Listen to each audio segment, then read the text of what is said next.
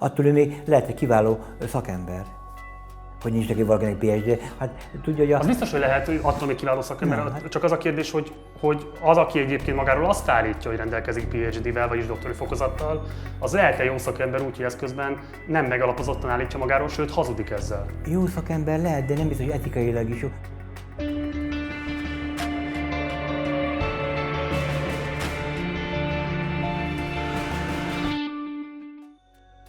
A Budafok Tétényi Család- és Gyermekjóléti Központ tavaly nyáron került be az országos hírekbe. Ekkor történt, hogy a fideszes Karsai Ferenc által vezetett önkormányzat intézménye hajléktalanná tette Károly bácsit, az önkormányzat egyik bérlőjét, annak ellenére, hogy tartozása nem állt fent, sőt, túlfizetésben volt az önkormányzat felé.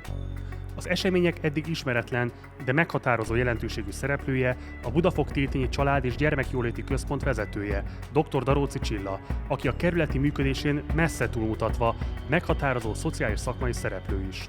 A Pázmány Péter Katolikus Egyetem kiemelt felsőoktatási intézmény adjunktusa, szociálpedagógiai szakvezetője. A kilakoltatási ügyet követően eredtünk a nyomába, és hamarosan elképesztő dolgokat találtunk. Ahogy az alábbi felvételeken is látható, Daróczi Csilla életvitelszerűen használja lakhatásra a Budafok Tétényi Önkormányzat egyik bérleményét, miközben saját lakástulajdonnal rendelkezik, sőt, azt jelenleg 80 millió forintért árulja. Csak hogy az önkormányzati lakásrendelet értelmében Daróczi nem volna jogosult önkormányzati lakásra. Önmagában súlyos szakmai és morális aggályokat vet fel az a vezetői gyakorlat, hogy miközben egy 80 éves embert minden szakmai és emberi normával szembe menve hajléktalanná tett, aközben Daróczi nem csak haszonélvezője egy önkormányzati bérleménynek, de ennek köszönhetően pénzzé teheti saját lakástulajdonát több 10 millió forintért. Mindez ugyanakkor csak a jéghegy csúcsa. Az elmúlt hónapokban Daróczi Csilla egykori munkatársainak elmondásai alapján jártunk utána annak, hogy mi is zajlik valójában a Budafok Tétényi Család- és Gyermekjóléti Központban. Amit találtunk, munkahelyi terror, rendszeres kilakoltatások, tömegesen ellopott adományok, közokirathamisítás, önkormányzati vagyon megrablása. A következő percekben maguk az érintett, egykori dolgozók mesélnek a kialakult helyzetről, kérésüknek megfelelően anonimizálva, mert Daróczi szakmán belüli pozíciója miatt tartanak az esetleges retorzióktól. Kezdjük az adományok kezelését. Mi az, amit erről el lehet mondani? Hát az adományok azok napi szinten érkeznek az intézménybe két áruházlánctól is, ami úgy néz ki, hogy reggel, amikor beérkezik az adomány, akkor első körben az intézményvezető asszonynak kell összepakolni az aznap érkezett dolgokat. Zöldség, gyümölcs, pékáru, készétel, alkalomattán. Tehát beérkezik az adomány az intézménybe, és mindenek előtt, mielőtt szétosztanánk a klienseknek, vagy bármit is tennénk, szortírozunk a legjobbat, a legszebbet, és a legkiválóbbat. Ettől független, hogy ő az intézményben van-e vagy sem, ezt akkor az intézményi autóval el fogják szállítani az ő lakóhelyére. Önök szemtanúi voltak ennek a szortírozásnak? Persze. Az intézményünk napi 400-600 kilós adományokat oszt ki a Tesco-ból, az Aldiból. Nagyon sok mindent kapunk és tudunk osztani a továbbiakban. Hát a cipőadományokkal gyakorlatilag hasonlóan járt el a vidéken élő rokonainak, barátainak a családsegítő pénzén kellett csomagba feladni ezeket a cipőadományokat, amik Svájcból érkeztek. Tehát Daróczi Csillát úgy kell elképzelni, mint egy ilyen mániákus gyűjtögetőt.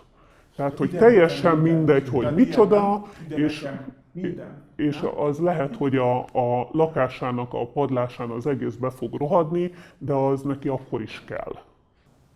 Hány cipőről beszélünk? Ez több raklap. Hogyan nézett ki az intézményi autó használata? Hát ez csak és kizárólag az intézményvezető használja. Tehát gyakorlatilag sajátjaként. És ez le van papírozva, hogy a kollégák abban járnak környezettanulmányra vagy családhoz, de természetesen a kollégák ezt nem használhatják, ezt az autót. Hogyha nagyon-nagyon messzire mentek, tényleg nagyon-nagyon messzire, akkor azért jellemző volt, hogy adott autót azért egyszer-kétszer előfordul. Ezt külön kérelmezni kellett rendszeresített nyomtatványon. Valóban. Hanem azt a doboz Ford volt az? Na mindegy, egy ilyen dobozszerű, egy ilyen bádogdobozos más kocsit, autó ami is. majd szétesett. Ez a két személygépjármű van az intézménynek? És ezen kettő közül a használhatóbbik az a Daróczi Csilla saját magánhasználatára van. Úgy tűnik, hogy Igen. igen. Azzal jön reggel, azzal távozik. Hogyha be kell bútorozni az önkormányzati bérlakását, akkor a családok átmeneti otthonának a számlájára, bútor vásárlásra fog. Tehát annak a számlájára fog. A lakásában lévő bútorokat viszi a családok átmeneti otthonra, amiket még a családok átmeneti otthonra vásárolnak. Újat, hát igen, amit ő kiválaszt, amit szeretne, igen. De ezt úgy kell elképzelni, hogy az utolsó lábtörlőig. Élelmiszerre nem nagyon költ, lakására nem nagyon költ, a benzére nem költ, telefonra nem költ, a laptopjára se költ. Tehát, hogy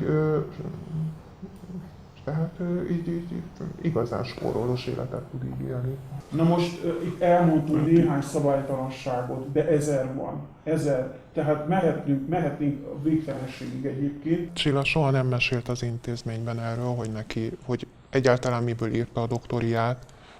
Valahogy ő egy elég dicsekvő természet, de ez valahogy mindig kimaradt az ő repertoárjából. És akkor ennek így utána néztünk, és ezt sehol nem találtuk. Nem találtunk publikációt, nem találtuk, semmit nem találtunk ezzel kapcsolatban. Ő a doktori cím használatával milyen előnyökhöz jut? Egy doktori cím használatával magasabb fizetési kategóriában esik. Úgy tudjuk, hogy az oktatói tevékenységét azt ezáltal végzi. Egy felsőoktatási intézményben. Ázomány. A Pázmány. Fent van a CV-je, 2002 és 2005 között megemlítő ösztöndíjakat, amiket ő állítólag megkapott. Ez az Emberi Erőforrás Minisztériumnak az archívumában ezek a névsorok megvannak. És Daróczi Csilla nem szerepel ezeken. A doktori disszertációt keresek, aminek a szerzőjét és az évét tudom. Se a doktori tanács oldalán nincs föl, se a könyvtárban nincs föl. 2005, Daróczi Csilla. 2005, szociológia. Ennyit tudok. Ez jó. Tudom, hogy mi a helyzet. Mi? Nincs ilyen diszertáció.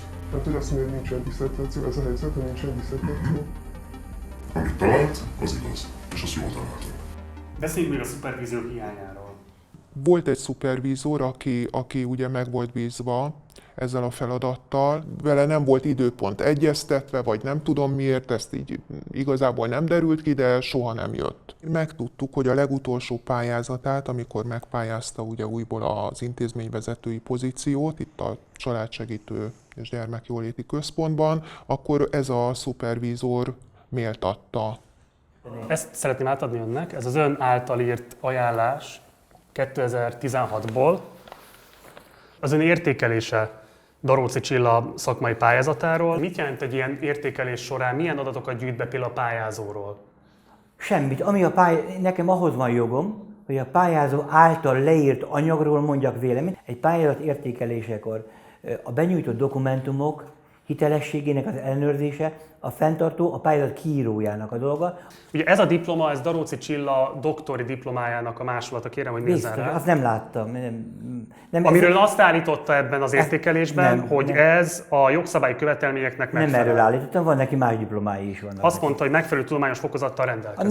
Nem kell tudományos fokozat a pozíció betöltésére. De ön írta azt, hogy tudományos fokozattal Hát rendelkezik. nem tudom, hogy írtam be, vagy mondtam, fogalmam sincs. Annak nincs jelentősége, mert a doktori fokozat nem kell ehhez az intézményhez, annak abszolút nincs jelentősége. A doktori fokozatnak alapdiplomái, ha rendben vannak, az a lényeg. De mit állít mondjuk a intézmény vezetőjéről, és úgy általában véve, mondjuk milyen szakmai veszélyeket rejt az, hogyha valaki feltehetően vagy alaposan gyaníthatóan hamisított doktori fokozattal látja el a tevékenységét? Hát ebben nem tudok véleményt mondani. Hát föl se tételezek ilyet senkiről természetesen. De hogyha ez kiderül, akkor mit lehet tenni?